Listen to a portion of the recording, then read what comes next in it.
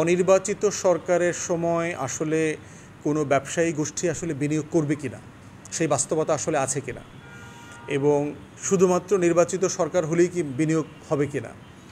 প্রশ্ন হচ্ছে, নির্বাচিত সরকার তো বাংলাদেশে এর আগে অনেকবার ছিল।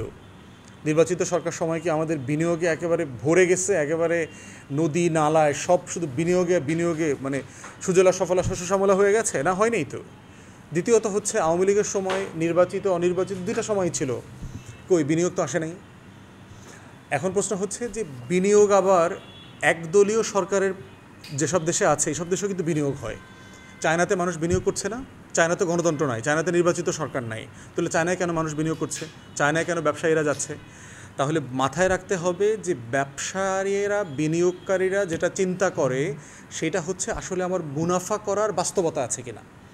তার কাছে এটা ইম্পর্টেন্ট না যে বাংলাদেশে কী ধরনের সরকার আছে, সে নির্বাচিত কিনা, সে গণ অভ্যুত্থানের পক্ষে কিনা, সে গণ অভ্যুত্থানের বিপক্ষে কিনা, সে নতুন করে বাংলাদেশকে একটা ভিশনের জায়গাতে নিচ্ছে কিনা, বাংলাদেশকে সে কোথায় দেখতে চায় আগামী 20-30 বছর, এগুলো তার কাছে গুরুত্বপূর্ণ না। তার কাছে গুরুত্বপূর্ণ বিষয় হচ্ছে আমি এখানে বিনিয়োগ করব, বিনিয়োগের নিরাপত্তা আছে কিনা, আমি এখানে বিনিয়োগ করব, বিনিয়োগ করার পরে এটা বিক্রি করতে পারবো কিনা, এই মালটা আমি বেচতে পারবো কিনা লোকাল মার্কেটে, স্থানীয় বাজারে, এবং এখান থেকে আমি রপ্তানি করতে পারবো কিনা। এইটা হচ্ছে তার বিবেচ্য বিষয়। সেটা নির্বাচিত সরকার অনির্বাচিত সরকার, কোনো সরকারের আমলে এইটা গ্যারান্টি দেওয়া যাবে না। বিনিয়োগ বান্ধব পরিবেশটা হচ্ছে অন্য একটা বাস্তবতা।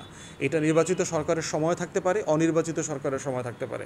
ইটালিতে যান, ইটালিতে দেখবেন যে প্রতি 2 বছর 2.5 বছর পর সরকার ভেঙে যায়, লম্বা সময় সরকার না। ইউরোপের বহু দেশে, লুক্সেমবার্গে, বেলজিয়ামে আপনি গেলে দেখবেন যে লম্বা সময় ধরে সেখানে তত্ত্বাবধায়ক সরকার চলছে, কেউ না কেউ দায়িত্ব নিয়ে দেশটাকে চালাচ্ছে, কিন্তু নির্বাচিত সরকার নাই, কিন্তু দেশে সব কিছু ঠিকমতো চলছে। অতএব সেই বাস্তবতা হচ্ছে আমাদেরকে মাথায় রাখতে হবে যে মোদ্দা কথা হচ্ছে বিনিয়োগকারীদের যে মুনাফা তৈরি করবার জায়গা সেটা আছে কিনা। বাংলাদেশে দেখেন, স্কয়ার এক্সাম্পল দেই, সে প্রতি বছর কয়েকশো কোটি টাকা, কয়েক হাজার কোটি টাকা তার এক্সট্রা প্রফিট হয়। এই টাকাটা সে বাংলাদেশে পর্যন্ত বিনিয়োগ করার তার কোনো জায়গা নাই। সে এখন কেনিয়াতে ফার্মাসিউটিক্যাল কোম্পানি করেছে, বাংলাদেশ ব্যাংকের অনুমতি নিয়ে করেছে, প্রপার প্রসেস ফলো করে ন্যায্যভাবেই সেটা করেছে। তাহলে সে কেন করছে? কেন সে 500 কোটি টাকা, 800 কোটি টাকা, 1000 কোটি টাকা বাংলাদেশের মার্কেটে বিনিয়োগ করতে পারছে না?